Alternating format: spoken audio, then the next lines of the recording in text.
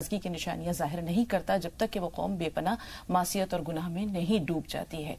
عذاب بھی تبھی آتا ہے جب یہ پانی سر سے اوپر چلا جاتا ہے۔ امت محمدی کو اللہ تعالیٰ نے بہت ساری نعمتیں دی ہیں، جن میں یہ بھی ہے کہ عذاب استحصال تو نہیں آئے گا، لیکن اللہ تعالیٰ کی ناراضگی کی جو نشانیاں اور علامات ہیں وہ وقتاً فوقتاً رونما ہوتی رہتی ہیں۔ ضرورت ہے ان نشانیوں کو جاننے کی اور بر وقت اللہ تعالیٰ سے توبہ کرنے کی۔ تو مجاز صاحب، جیسے کہ ابھی ابتدا میں عرض کیا کہ اللہ تعالیٰ ناراض نہیں ہوتا، نظر انداز کرتا رہتا ہے، معاف کرتا رہتا ہے، لیکن جب پانی سر سے اوپر چلا جاتا ہے تو پھر آہستہ آہستہ کچھ علامتیں، کچھ نشانیاں اللہ کی ناراضگی کی ترجمان بن کر یا علامت بن کر سامنے آتی ہیں۔ یہ نشانیاں کیا ہیں؟ الحمدللہ رب العالمین والصلاة والسلام علی رسول الکریم وعلی آلہ وصحبہ اجمعین، اما بعد، فاعوذ باللہ من الشیطان الرجیم، بسم اللہ الرحمن الرحیم، رب اشرح لي صدری ویسر لي امری واحلل عقدۃ من لسانی یفقہوا قولی، سبحان ربک رب العزۃ عما یصفون وسلام علی المرسلین والحمدللہ رب العالمین۔ اللہ کی ناراضگی کی علامت ہے۔ اصل میں جن چیزوں سے اللہ رب العزت نے قرآن میں رکنے کو کہا ہے، ان سے نہ رکنا اللہ کی مخالفت ہے۔ بے شک۔ اور کوئی مخالف اگر ہوگا تو وہ ناراض ہی کرے گا سامنے والے کو۔ سب سے پہلے تو وہ لوگ جو اللہ کو ناراض کرتے ہیں ان کی ایک چھوٹی سی لسٹ میں دے دوں، اس کے بعد پھر علامتیں بتاتا ہوں۔ ایک تو جیسے مشرک لوگ ہیں یا جھوٹے سودی لین دین کرنے والے، ناانصافی کرنے والے، غیبت، بے حیائی یا متکبر لوگ ہوتے ہیں، بے حیائی کرنے والے، منافقت کرنے والے، ماں باپ کے نافرمان، عادی شرابی، امانت میں خیانت کرنے والے، بد اخلاق، بد کردار لوگ۔ یہ وہ لسٹ ہے کہ جو اللہ نے قرآن میں منع کیا ہے جن کاموں کو، اور یہ لوگ وہ کرتے ہیں اور پھر اللہ ناراض ہوتا ہے اگر یہ توبہ نہیں کرتے۔ علامتوں میں سب سے پہلے تو دلوں کا سکون اڑ جانا۔ جو آج حالات ہیں، بے سکونی، دلوں سے محبت کا ختم ہو جانا، نیند نہیں آتی، لوگوں بے چین رہتے ہیں، بیماریاں کثرت سے آنا اور نئی نئی بیماریاں پیدا ہونا، اور اچانک کثرت سے موتیں ہونا، یہ ساری وہ علامتیں ہیں جو اللہ کی ناراضگی کی علامتیں ہیں۔ اور ظالم حکمرانوں کا مسلط کر دینا۔ موسیٰ علیہ السلام سے ایک بار کسی نے پوچھا کہ جب اللہ ناراض ہوتا ہے تو اس کی علامت کیا ہے، تو انہوں نے 3 علامتیں بتائیں۔ ایک تو یہی کہا کہ ایک تو وہ بارشوں کو روک دیتا ہے، دوسرے ظالم حکمران کو مسلط کر دیتا ہے۔ اب ظالم حکمران میں چاہے تو وہ بادشاہ ہو کوئی، یا کوئی نیتا ہو، یا پھر امیر ہو کوئی، وہ سارے ظلم کرتے رہتے ہیں۔ تیسری بات موسیٰ علیہ السلام نے جو اس ٹائم فرمائی تھی، ایک تو بارشوں کا روک دینا، ایک یہ کہا تھا کہ مال جو ہے وہ کنجوسوں کو دے دیتا ہے، وہ اپنے اوپر بھی خرچ نہیں کر پاتے، مطلب وہ مال کی جو سرکولیشن ہے جس طرح سے غریبوں کے لیے ہونی چاہیے وہ نہیں ہوتی۔ تو یہ ساری وہ چیزیں ہیں جو لگتا ہے کہ اللہ ہمارے سے ناراض ہے۔ ایک اور بات ہے، وہ سجدوں کی توفیق بھی چھین لیتا ہے۔ آپ اسے اس طرح سے سمجھیں کہ ہر معاشرے کے لوگوں کے ساتھ 3 طریقے کے مہمان ہوتے ہیں۔ ایک تو وہ مہمان ہوتا ہے جسے آپ چاہتے ہیں کہ ہمارے گھر آ جائے تو واپس نہ جائے۔ دوسرے اس طرح کے مہمان ہوتے ہیں کہ آپ یہ چاہتے ہیں آگے چلو، جلدی سے نمٹیں اپنا، چلیں ہم اپنے اور کام کریں۔ تیسرے وہ مہمان ہوتے ہیں جنہیں آپ چاہتے ہیں ہمارے گھر ہی نہ آئے۔ مسجدیں جو ہیں اللہ کا گھر ہے۔ اب جو شخص جو ہے وہاں مسجد میں آنے کے بعد، یا عورتیں مصلی پہ آنے کے بعد عبادات کر رہی ہیں، نماز پوری پڑھ لی، اس کے بعد قرآن کی تلاوت ہے، تسبیحات ہے، تو وہ ان مہمانوں میں اللہ کے جنہیں اللہ چاہتا ہے واپس نہ جائے۔ کیا بات ہے۔ دوسرے وہ لوگ جو جلدی سے مسجد میں آئے، نماز پڑھی یا نکل گئے، یہ دوسرے کیٹیگری کے لوگ ہیں کہ اللہ کے گھر میں آئے، ہلکے پھلکے مہمان بنے، اللہ کے چلے گئے۔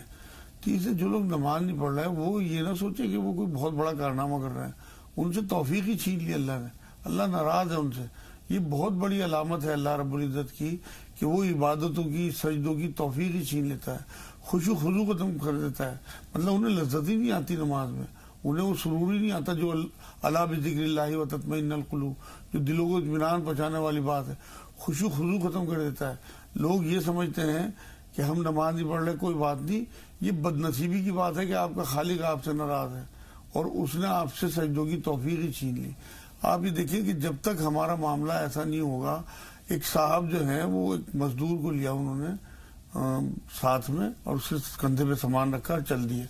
بیچ میں اذان کی آواز آئی تو مسجد تھی، تو اس مزدور نے کہا کہ اگر آپ اجازت دیں تو میں نماز پڑھ لوں. وہی مسلمان تھے. تو انہوں نے چل بھائی پڑھ لی نماز. بھرے دل سے انہوں نے اجازت دے دی. وہ سامان مسجد کے کنارے رکھ کے باہر وہ صاحب کھڑے رہے کہ میں نگرانی کر رہا, تو جا کے پڑھ گیا. تو وہ مسجد میں چلا گیا. اور نماز پڑھنے کے بعد تھوڑی دعاؤں میں لگ گیا. انہوں نے اسے آواز دی, اس نے اشارے سے کہا رہا ہوں. اس کے بعد اس کی کوئی تصویر کا معمول تھا وہ, تو انہوں نے پھر اسے آواز دی.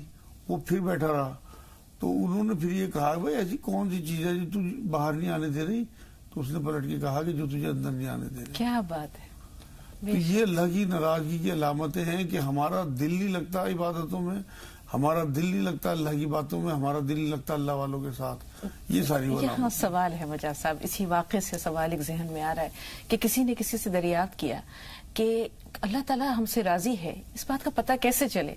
تو انہوں نے کہا کہ جب ایک نماز کے بعد تجھے دوسری نماز مل جائے, تیرا دل چاہے دوسری نماز ادا کرنے کو, تجھے سجدوں کی توفیق مل جائے, تو اس کا مطلب ہے کہ اللہ تعالیٰ تجھ سے راضی ہے. تو سجدوں کی توفیق کا چھن جانا, نماز کے لیے دل کا آمادہ نہ ہونا, یہ تو اللہ کی ناراضگی کی ایک نشانی ہے. ہم یہ دیکھتے ہیں اللہ تعالیٰ کی ناراضگی کی اور بھی بہت ساری نشانیاں ہیں. جیسے آپ نے فرمایا کہ بے وقت بارشیں ہونا یا بارشیں نہ ہونا, یہ بھی اللہ تعالیٰ کے ناراض ہونے کی علامت ہے. ہم یہ دیکھتے ہیں کہ پہلے زمانے جو صحابہ اکرام تھے, رسول پاک کا دور تھا, اس میں وہ لوگ چھوٹی چھوٹی سی باتوں پر نظر رکھتے تھے کہ اگر ایسا ہوا ہے تو اس کا مطلب ہے کہ اللہ ہم سے ناراض ہے. فوری طور پر سجدہ, فوری طور پر توبہ, فوری طور پر ندامت, فوری طور پر معافی. اور اللہ تعالیٰ کو بے انتہا خوشی ہوتی ہے جب اس کا بندہ اس سے توبہ کرتا ہے, اس سے معافی طلب کرتا ہے. تو 70 ماؤں سے زیادہ مہربان ہے. جب بچے کی تھوڑی سی تکلیف پر ماں تڑپ اٹھتی ہے تو بندے کی تکلیف پر اللہ تعالیٰ کیسے نہیں تڑپے گا. لیکن آج تو ہمارا احساس ختم ہو چکا ہے, احساس آ رہی ہے, ہم شکوہ کرتے ہیں بارشیں نہیں ہو رہی, ہم شکوہ کرتے ہیں کہ مالی برکت ختم ہو گئی ہے, خیر و برکت ختم ہو گئی ہے, یا ظلم و استبداد بڑھ رہا ہے. لیکن ہم نے کبھی بھی یہ کوشش نہیں کی کہ ہم ان کے اسباب کو ٹٹولیں, یا اگر ہم سے گناہ سرزد ہو رہے ہیں تو فوری طور پر اپنے رب کو منانے کی کوشش کریں. یہ ہے بات آپ کی, آپ نے بالکل ٹھیک بات کہی ہے. قرآن میں لفظ آیا ہے عذاب مہین. مہین کہتے ہیں ایسی چیز کو جو نظر نہ آئے. آج جو ہم اپنے معاشرے کی حالت دیکھ رہے ہیں اس میں نیند نہ آنا, سکون چھن جانا, بے چینی رہنا, کھانے میں دل نہ لگنا, پیاس نہ لگنا, مرنے کو دل چاہنا, یہ وہ ساری عذاب مہین کی. آپ یہ دیکھیں نافرمان اولاد ہو یا نافرمان بیوی یا ہسبینڈ ہو, اور حرام کمائی کی طرف چلے جانا, گناہوں میں لذت آنا, یہ سارے عذاب مہین کی علامتیں ہیں. آپس کے اختلاف ہوں, لڑائی جھگڑے ہوں, رشتہ داروں میں دوری ہوں, ایک دوسرے سے قطع رحمی کے معاملے ہوں, یا سودی لین دین کا معاملہ ہو کہ اس میں اندازہ ہی نہ ہو کہ ہم کتنا بڑا گناہ کر رہے ہیں. اپنے دسترخوان, اپنی جیب کی مطلب پتہ ہی نہ ہو کہ ہمارے ہاں کس طرح سے مال آ رہا ہے. یہ وہ ساری چیزیں ہیں کہ جن سے پتہ لگتا ہے کہ اللہ ہم سے ناراض ہے. لیکن ہمیں اس بات کا خیال تب آئے گا کہ جب ہمیں کوئی ایکسیڈنٹ سامنے آ جائے. اس سے پہلے ہم جب تک جھنجھوڑا نہ جائے ہمیں پتہ نہیں لگتا. ہم تو یہ سوچتے ہیں سب روٹین کا کام ہے. آپ یہ دیکھیں کیسی کیسی بیماریاں آج کل آتی ہیں, کیسی کیسی پریشانی. موسم کی آپ بات کر رہے ہیں, موسم میں شدت بھی اس کی ایک شکل ہے. آپ یہ دیکھیں اب اتنی زیادہ گرمی اس بار پڑی ہے کہ پہلے کہاں اتنی گرمی پڑتی تھی. اتنی سردی اتنی زیادہ پڑے گی, بارشیں بے انتہا ہوں گی کہ لوگ پریشان ہو جائیں گے. تو موسموں کی شدت بھی ایک اللہ کی طرف سے عذاب کی شکل, اللہ کی ناراضگی کی علامت ہے. تو ہمیں ان سب چیزوں پہ نظر رکھنی چاہیے. اس کے بعد پھر اپنی کرتوتوں پہ, قرآن یہ کہتا ہے تمہاری اپنی کرتوتوں کی وجہ سے تمہارے اوپر عذاب آتے ہیں. تو ہمارے اوپر جو ہلکے پھلکے جو بھی عذاب, کیونکہ بڑا عذاب تو کوئی آ نہیں سکتا, حضور صلی اللہ علیہ وسلم کی دعا قبول ہو چکی, لیکن یہ چھوٹے چھوٹے عذاب جو ہیں یہی ہماری زندگی کو بے چین کرے رکھتے ہیں اور ہماری آخرت داؤں پہ لگی ہوئی ہے. اگر ہمیں احساس ہوگا کہ ہم واقعی عذاب میں گرفتار ہیں تبھی تو ہم توبہ کریں گے. ہمیں تو احساس ہی نہیں ہوتا. جو آپ نے بات کہی ہے کہ پتہ ہی نہیں لگتا, ہم لوگ روٹین سے زندگی جیتے رہتے ہیں کہ ہم عذاب میں, اللہ ہم سے ناراض ہے. اگر یہ ہمیں اندازہ ہوگا تبھی تو ہم پلٹیں گے, تبھی تو ہم توبہ کریں گے, تبھی تو ہم اللہ کو راضی کرنے کی کوشش کریں گے. تو یہ وہ ساری چیزیں ہیں کہ ناظرین اور میں خود بھی, ہم اگر اپنی ایکٹیویٹیز پہ, اپنے حالات پہ نظر ڈالیں کہ ہمارے گھروں میں کئی اس طرح کے معاملات تو نہیں ہے کہ ہم سے سجدوں کی توفیق چھین لی گئی ہو, ہماری اولاد نافرمان ہو, ہماری بیوی یا ہمارے شوہر نافرمان ہو. تو یہ وہ ساری چیزیں ہیں, تب ہمیں اندازہ ہوگا کہ واقعی اللہ ہمارے سے ناراض ہے. تبھی ہم توبہ کی طرف پلٹیں گے اور اللہ کو راضی کر لیں گے. ایسا کچھ نہیں ہے. اللہ رب العزت کو آپ نے جو ذکر کیا ہے صحابہ کرام کا, صحابہ کرام کو اگر اندازہ ہو جائے تو 2 رکعت نماز نفل میں تو لوگوں سے محبت کی بات یہ کہتا ہوں, چھوٹا جملہ, کہ اللہ تو اتنے سیدھے سادے ہیں کہ 2 نفل میں ٹائم آ جاتے ہیں. ہمیں انداز آنا چاہیے اللہ کو مطلب توبہ کرنے کا، کہ اللہ تک وہ بات منانے کا انداز بڑا پیارا ہے اور بہت آسان ہے مجاز صاحب. اپنے آنسوؤں سے وضو کر لیجئے، مصلے کو بھگو دیجئے اور سجدہ کر لیں. دنیا کی جو اصل میں محبت ہے نا وہ ہمارے دل سے نکلنی چاہیے. ہمیں دنیا نے پھنسایا ہوا ہے. ہم اگر کسی کنویں میں کتا گر جائے تو ہم ڈول پانی کے نکالتے رہیں یا پانی کے نکالتے رہیں، کتا اسی میں، تو آپ یقین کریں وہ پاک نہیں ہوگا کنواں جب تک کتا باہر نہیں آئے گا نا. ہمارے دلوں میں جو دنیا کی محبت ہے نا یہ کتا ہے. جب تک یہ نہیں نکالیں گے ہم تب تک اللہ راضی نہیں ہوگا. کیونکہ ہمیں جو ہے حضور صلی اللہ علیہ وسلم نے کیا بات فرمائی کہ دو محبتیں جو ہیں ایک دل میں نہیں رہ سکتی، آخرت کی اور دنیا کی محبت. ہمیں دنیا میں رہنا تو ہے اور یہاں کے حساب سے چلنا بھی ہے، لیکن اس کی محبت ہمیں آخرت کی. دوسری بات یہ ایک بات حضور صلی اللہ علیہ وسلم نے بات فرمائی کہ اللہ کی جو ناراضگی کی علامتیں ہیں وہ 3. ایک تو یہ کہ کسی مومن یا کسی مسلمان کی موت، ناحق موت کا طلبگار رہنا. ایک یہ ہے کہ اپنے جو معاملات ہیں ان پر نظر نہ ڈالنا. مطلب وہ حدیث مبارک اس میں ایک جملہ یہ بھی حضور صلی اللہ علیہ وسلم نے فرمایا کہ آپ جو ہے اگر دنیا کی محبت میں اس طرح ملوث ہیں تو یہ سمجھیں آپ کہ اللہ آپ سے راضی نہیں ہے.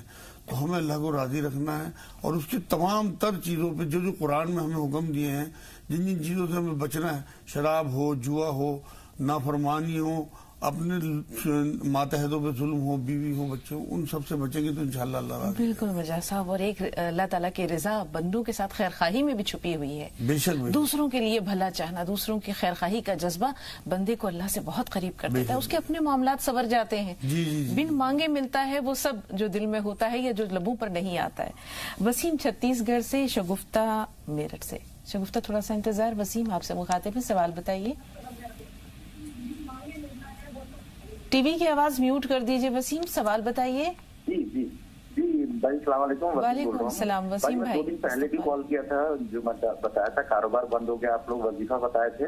ہاں تو باجی اس سمے کم تھا تو میں سوال پورا نہیں کر پایا تھا. جی میں یہ بول رہا ہوں باجی کہ میں نماز پراپر پڑھتا ہوں، 5 وقت کا، 1 وقت کی قضا نہیں کرتا. 5 سال ہو گیا مجھے نماز پڑھتے. ماشاء اللہ. اور یہ پوچھنا چاہ رہا ہوں کہ میں مطلب جو دعا کرتا ہوں، نماز پڑھتا ہوں، سب ملتا ہے، بس کاروبار میرا پتہ نہیں اچانک کیوں بند ہوا، یہ میرے کو سمجھ نہیں آیا. بس وسیم بھائی بہت دکھ ہوا تھا آپ کے سوال سے. جی آپ کے سوال سے بہت دکھ ہوا تھا اور کل ہم نے اسی موضوع پر پورا ایپیسوڈ ماشاءاللہ مولانا قاسمی صاحب موجود تھے، انہوں نے بہت سارے وظائف بتائے. یوٹیوب پر یہ پروگرام ہمارا کل کا جو ایپیسوڈ ہے یہ موجود ہے، اگر آپ تھوڑی سی زحمت کریں اور اسے ایک بار دیکھ لیں تو اس میں بہت سارے وظائف ہیں اور ہماری یہ دعا ہے کہ انشاءاللہ آپ کا کاروبار پھر چل پڑے. کچھ اور اگر آپ جاننا چاہتے ہیں تو یہ بتائیے، اور کوئی سوال یا اور کوئی وظیفہ درکار ہے تو بتائیے. 31 جولائی کو ان کی فلائٹ بھی ہے. تو ہلو جی جی جی تو ان کے لیے کوئی دعا وغیرہ بتا دیجیے. بہت کیونکہ 9 سال لگا ہے جانے کے لیے، کافی ٹائم سے ٹرائی کر رہے تھے، بہت مشکل سے نام آیا جانے کے لیے. کہاں کی روانگی ہے انشاءاللہ؟ یہ ناگپور سے ہے روانگی. نہیں، کہاں رہے ہیں؟ حج کرنے جا رہے ہیں؟ حج کے لیے. اللہ مبارک کرے سفر کو بھی اور ان کے حج کو بھی. تھوڑا سا انتظار. شگفتہ صاحب آپ بتائیے آپ کا سوال کیا ہے؟ باجی السلام علیکم ورحمۃ اللہ وبرکاتہ. وعلیکم السلام ورحمۃ اللہ وبرکاتہ. باجی آپ کا پروگرام تو بہت اچھا لگتا ہے، لیکن آپ کے جو یہ ٹیم ہے جو فون اٹھاتے ہیں، یہ فون کرنے کے لیے منع کیوں کر رہے ہیں؟ نہیں، ایسا نہیں ہوتا ہے. ایک سے زیادہ سوالات یا کئی جب خواب بیان کیے جاتے ہیں تو چونکہ اور بھی بہت سارے کالرز ہوتے ہیں جو فون لائن کے منتظر ہوتے ہیں، اس لیے ہماری یہ گزارش ہوتی ہے کہ اگر آپ خواب بیان کر رہے ہیں تو ایک سے زیادہ خواب بیان نہ کریں، ورنہ ایسی کسی بھی شکایت کا موقع ہماری ٹیم نہیں دیتی ہے. چلیں بہن، بہت بہت شکریہ. کوئی گلا ہو چاہے شکوا ہو، سب کچھ سر آنکھوں پر. مجاز صاحب، ایک تو روزگار کے لیے جیسے انہوں نے کہا کہ یہ سمجھ میں نہیں آ رہا ہے کہ کاروبار آخر ٹھپ کیوں ہوا. اصل میں اللہ کی آزمائش کے حصے ہیں، کسی کو کیسے آزماتا ہے، کسی کو کیسے آزماتا ہے. قرآن میں اللہ نے کہا کسی کو روزی زیادہ دوں، کسی کو کم دوں. اب وہ حالات جو ہیں وہ بدلتے رہتے ہیں. قرآن میں اللہ نے یہ بات بھی کہی ہے کہ میں دنوں کو پھیرتا رہتا ہوں. انہیں پر امید رہنا چاہیے، وہ دن نہیں رہے تو یہ بھی نہیں رہیں گے انشاءاللہ. جو میں نے تصویرات انہیں پرسوں بتائی تھی وہ جاری رکھیں اور اللہ سے دعا کرتے ہیں اپنی نمازوں کی پابندی رکھیں. چیک کریں کوئی حرام کام تو نہیں گھر میں ہو رہا، مطلب بیاج کا لین دین ہو یا نمازوں کی پابندی نہ ہو. مطلب یہ ساری چیزوں پہ نظر رکھیں اور کچھ صدقات بڑھا دیں. ایک مٹھی آٹا ہی نکالنا شروع کر دیں, تھوڑے سے 1-2 روپے الگ کرنے شروع کر دیں اپنی حیثیت کے حساب سے, اور پوری امید رہیں اللہ سے, بالکل شکایت کوئی نہیں. جو چیزیں ابھی ان کے پاس موجود ہیں جو کروڑوں اربوں لوگوں کے پاس نہیں ہیں, انہیں یاد کر کے ان کا شکر بھیجنا شروع کر دیں. قرآن میں اللہ نے یہ بات بھی کہی ہے ایک جگہ کہ جو لوگ میری شکر گزاری نعمتوں کی کریں گے میں ان کی نعمتوں میں اضافہ کر دوں گا. تو انشاءاللہ تعالیٰ کاروبار. ایک چھوٹا سا سوال, جیسے انہوں نے کہا کہ سب کچھ تقریباً ختم ہو چکا ہے, اللہ تعالیٰ نے ماشاءاللہ زندگی دی ہے, اللہ تعالیٰ نے صحت و عافیت دی ہے, نئے سرے سے ایک نئی شروعات کس طرح کریں؟ اور جیسے آپ حضرت موسیٰ علیہ السلام کی دعا وغیرہ بتاتے ہیں, کوئی طریقہ ہو مجاز صاحب کہ ان کا حوصلہ بھی ہم بڑھائیں اور اللہ تعالیٰ ان کو راستہ بھی دکھائے؟ اصل میں بات یہ ہے کہ ایک تو جو میں موسیٰ علیہ السلام کی دعا ہے نا, ربی انی لما انزلت الی من خیر فقیر, سورہ قصص کی 24 نمبر آیت کا آخری حصہ ہے, ایک تو وہ پڑھنا یہ شروع کریں. دوسری بات یہ ہے کہ اپنے اللہ پہ پورا بھروسہ رکھیں مان کے ساتھ, 2 رکعت نماز نفل یا 4 رکعت رات میں تہجد کے ٹائم پڑھیں اور اللہ سے یہ کہیں کہ اللہ میں تیرے ہی سے لوں گا, میں کسی کے آگے ہاتھ نہیں پھیلاؤں گا. اللہ کو جب یہ لگتا ہے نا کہ صرف میرے سے مانگ رہا ہے تو وہ ان کا مان بھی رکھتا ہے. یہ انداز ہے اللہ سے مانگنے کا طریقہ کہ رات کے بیچ میں جب تمام لوگ سو رہے ہوں اور آپ اور اللہ جاگ رہے ہوں, وہاں آپ اللہ سے بات چیت. بالکل. حج کے لیے روانگی ہے, کوئی وظیفہ یا دعا بتائیے کہ اللہ سفر کو بھی آسان کرے اور مقبول و مستجاب. بالکل. ان ربی علی کل شیء حفیظ, اپنی ایمان کی, عزت کی, صحت کی, سفر کی تمام حفاظت لوٹ کے آنے کی کہ اللہ اپنے بچوں میں واپسی خیریت کے ساتھ ہو. دوسری بات یہ ہے کہ حج کے لیے اپنی نیت سب سے پہلے, قرآن یہ کہتا ہے کہ حج اور عمرہ جو ہے وہ صرف اور صرف اللہ کے لیے ہو. اپنے آپ کو حاجی کہلوانا یا بہت زیادہ شور شرابے کے ساتھ جانا, بلکہ اس کے بدلے میں یہ کریں کہ لوگوں سے جو قریبی رشتہ دار ہیں, پڑوسی ہیں, دوست ہیں, ان سے معافی مانگ کے جائیں, انہیں معاف کر کے جائیں, کیونکہ وہ برکتوں کی جگہ ہے. جو چیز آپ لے کے جائیں گے وہ بڑھا کے واپس لائیں گے, تو آپ لوگوں کو معاف کر کے جائیں انشاءاللہ تعالیٰ. دوسری ایک بات ذرا سی اور بتا دوں ناظرین کو, کیونکہ حج کے لیے لوگ جا رہے ہیں, آپ نے سنا ہوگا کہ کعبے پہ نظر پڑتے ہی پہلی دعا قبول ہوتی ہے. تمام ناظرین یہ نوٹ کر لیں جو حج کو جا رہے ہیں کہ کعبے پہ نظر پڑتے ہی ایک دعا کریں کہ اللہ جتنے دن ہم یہاں رہیں جو دعا کریں وہ قبول کر لینا. آپ کی یہ دعا قبول ہو گئی تو آپ کے تمام رہنے کا وہاں سارا بندہ. مجاز صاحب ایک ہی دعا میں سب کچھ مانگ لیا, جھولی بھر کے مانگ لیا. اسما غازی آباد سے. جی اسما فرمائیے. جی السلام علیکم. وعلیکم السلام ورحمۃ اللہ وبرکاتہ. ماشاء اللہ آج ہمارا کال لگ گیا.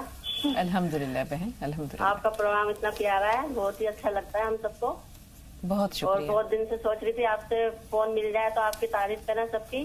اللہ تعالیٰ آپ سب کو صحت دے, آپ کی پوری ٹیم کو, آپ لوگوں کو جو کال کرتے ہیں, جو پریشان ہے, اللہ تعالیٰ سب کی پریشانیاں دور کرے, آمین. سب کو صحت دے. آمین. بس مولانا صاحب سے یہ پوچھنا تھا جی کہ جیسے ہم تو سب لوگوں کے ٹچ میں رہتے ہیں, چاہے پریوار ہو, رشتے داروں اور مطلب آس پڑوس ہو, تو ہم چاہتے ہیں کسی سے کبھی بھی کوئی من مٹاؤ نہ ہو. لیکن کچھ لوگ ایسے ہوتے ہیں جن سے مزاج نہیں ملتا اور کہتے ہیں 3 دن سے زیادہ دعا سلام مطلب نہیں چھوڑنی چاہیے. اور پھر بھی کچھ لوگ ہوتے ہیں 1-2 کہ مزاج تو نہیں ملتا, ہمیں پھر بھی ملنا چاہتے ہیں. تو بس تھوڑا ان سے دور رہنا چاہیں تو کوئی برائی تو نہیں ہے. ٹھیک ہے بہن, تھوڑا سا انتظار. نسرین دلی سے. جی بتائیے بہن, سوال کیا ہے؟ نسرین ہمیں سن پا رہی ہیں؟ السلام علیکم. وعلیکم السلام. جی فرمائیے. مجھے مولانا صاحب سے ایک مسئلہ پوچھنا تھا. ہمارے ایک بھائی ہے, وہ ممی پاپا کا بات نہیں مانتے اور پڑھائی میں تو ان کی بالکل بھی دل نہیں لگتی ہے. تو مولانا صاحب ایسا کچھ ترکیب بتائیں جو ممی پاپا سے پیار کرے, ان کا بات مانے اور پڑھائی میں ان کی دل لگے. وہ دوستی کے پیچھے ایک دم یہ ہے, ممی پاپا بولتے ہیں دوستی چھوڑنے کے لیے تو دوستی بھی نہیں چھوڑنا چاہتے ہیں, اور پڑھائی بھی نہیں کرتے ہیں, اور نہ ممی پاپا کا بات مانتے ہیں. عمر کتنی ہے آپ کے بھائی کی؟ 15 سال چل رہی ہے. یہ عمر بڑی خطرناک اور سینسیٹیو ہے. مجاز صاحب بتائیں کہ کیا کریں. ہاں انہیں یہ کہ ایک تو یہ ہے ان کی امی, ربنا حب لنا من ازواجنا وذریاتنا قرۃ اعین وجعلنا للمتقین اماما. یہ سورہ فرقان ہے قرآن میں, اس کی 74 نمبر آیت ہے. ایک تصویر کی پڑھا کریں ان کی امی, اور یا ودود کی دن مغرب کے بعد پڑھ کے چینی اور نمک پہ دم کر لیں اور وہ اس بچے کو کھلائیں. جب وہ سوتے ہوئے 21 بار یا شہید سرانے کھڑے ہو کے دم کریں, اور 21 بار سورہ اخلاص قل اللہ احد والی صورت 11 بار 3 بار درود آگے پیچھے پڑھ کے پائنچے کی طرف کھڑے ہو کے اس کے اوپر پھونک ماریں بچے کے. انشاءاللہ 3-4 دن میں فرق پڑ جائے گا. اور یہ بچوں کے لیے معاملہ ایسا ہے, آج کا دور ایسا ہے میری بہن, کہ آپ اپنے پیرنٹس کو یہ بات سمجھائیں کہ دوستی والا انداز اپنائیں اور جذباتی ہو کے تھوڑا سا ان سے بات کیا کریں. تب وہ ٹھیک ہوں گے بچے. اگر آپ ہر ٹائم انہیں ٹوکا ٹوکی کریں گے تو نہیں سمجھ میں آتی بچوں کی. ان سے تو دوستی کی جائے گی تب یہ ٹھیک ہوں گے. اپنی مدر کو آپ یہ کہیے کہ ٹوکنا بند کریں, اور فادر کو بھی کہیے کہ وہ تھوڑا سا ٹائم ان کے ساتھ اسپینڈ کریں, تو بچہ ٹھیک ہو جائے گا انشاءاللہ. صحیح کہہ رہے ہیں مجاز صاحب, بچوں کو جس چیز کے لیے بار بار روکا جاتا ہے وہ ضد پکڑ لیتے ہیں, وہی کام کرتے ہیں. عمر بھی ایسی ہے, جوانی اور بیچ کی, بچپن اور جوانی کے بیچ کی جو عمر ہوتی ہے نا 15-16 سال, اس میں ہر آدمی سمجھانے والا دشمن لگتا ہے, خاص طور پر ماں باپ. تو یہ بلوغت کی عمر بڑی نازک ہے, اور اس میں ماں باپ کو بڑے, جس کو کہہ سکتے ہیں کہ دانشمندی اور سمجھداری سے بچوں کو پرورش کرنی چاہیے, تربیت کرنا چاہیے. بدمزاج لوگوں سے دوری بنانا کتنا ضروری ہے, رشتہ ختم نہیں کرنا, لیکن ان کی سازشوں سے بچنے کے لیے کیا بالکل رکھنی چاہیے ڈسٹینس کے ساتھ. 3 دن والی جو حدیث یہ بتا رہی ہیں, تو کہیں بھی وہ ملے انہیں سلام کر لیں. یہ نہیں ضروری ہے کہ آپ ہر تیسرے دن سلام کرنے جا رہے ہیں. وہ حدیث کا مطلب یہ ہے کہ آپ کا قطع رحمی نہ ہو, آپ کی قطع تعلق نہ ہو آپ کا, بلکہ کہیں وہ ملے تو آپ ان سے مصافحہ بھی کریں, سلام بھی کریں. لیکن اگر مزاج نہیں ملتے تو آپ کو ڈسٹینس بنانا ہی چاہیے, ورنہ آپ غیبتوں میں, بہتان میں, ان میں لگ جاؤ گے. تو اس لیے کوئی حرج نہیں ہے میری بہن, اسلام آپ کو زبردستی یہ نہیں چاہتا کہ آپ اپنی بے عزتی کراؤ کسی کے ساتھ جا کے, یا اس کی برائی ہے, اس کی غیبتیں لوگوں میں بیٹھ کے کرو. تو ایسے لوگوں کے ساتھ جن سے مزاج نہیں ملتا تو ان سے دوری بہتر ہے. ویسے مزاج کے خلاف لوگوں کو برداشت کرنا ایمان کا حصہ ہے, لیکن اگر نہیں برداشت ہو رہے تو آپ کہیں انشاءاللہ گناہگار نہیں ہوں گے, ان سے ڈسٹینس بنا کے رکھیں. کیونکہ ایک یہ ثابت ہے نا بات, جب حضرت ہندا رضی اللہ تعالیٰ عنہ ایمان میں آ گئی نا, جنہوں نے حضرت حمزہ کا کلیجہ چبایا تھا, تو حضور صلی اللہ علیہ وسلم نے ایک بار یہ بات کہی کہ حمزہ تم میرے سامنے نہ بیٹھا کرو, بلکہ پیچھے کی طرف جا کے بیٹھا کرو, تمہیں دیکھ کے مجھے حمزہ یاد آ جاتے ہیں. تو حضرت ہندا کو یہ بات کہنے کا یہ ہمیں اندازہ ہو گیا کہ جن لوگوں سے آپ کا مزاج نہیں ملتا تو آپ ان سے تھوڑی سی ڈسٹینس بنا کے رکھ سکتے ہو. وحشی جب اسلام قبول کیا تو رسول پاک نے یہ کہا تھا کہ میرے نظروں کے سامنے نہ آنا کہ میرا زخم ہرے ہو جائیں گے. میں نے معاف تو تمہیں کر دیا, لیکن کوشش کرنا میری نظروں کے سامنے. بالکل. مجیدن راجستھان سے. جی مجیدن فرمائیے. السلام